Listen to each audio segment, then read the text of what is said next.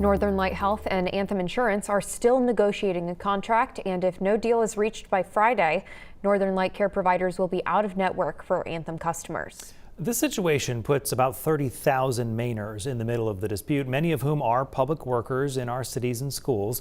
News Center Maine's Christian Harsa spoke with the very people whose health care lies in the balance. If you look at Northern Light Health and you look at our partnership with Anthem. Northern Light Health's new CEO, Dr. Guy Hudson, speaking to News Center Maine in mid-October. I am very positive that we will get to an agreement and resolution of our current situation, and we're talking almost every day. Yet after weeks of mediation, Northern Light and Anthem Insurance have not announced a deal, and many patients are left with concerns. God forbid you get cancer.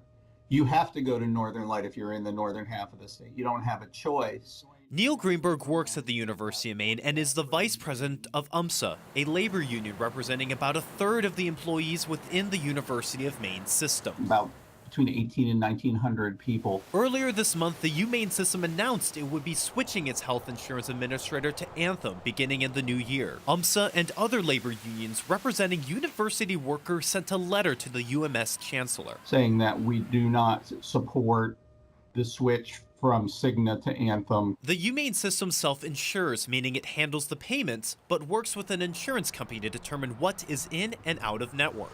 University system leaders report 15% of their employees are patients at Northern Light. In the Bangor area, there aren't a lot of options. The Maine Health Purchaser Alliance says most Anthem customers in the northern half of the state are public entities like towns and schools, such as brewer schools. And, it's nerve-wracking. Superintendent Greg Palmer says staff are asking questions, namely those with serious conditions. That's an especially nerve-wracking place to be, right?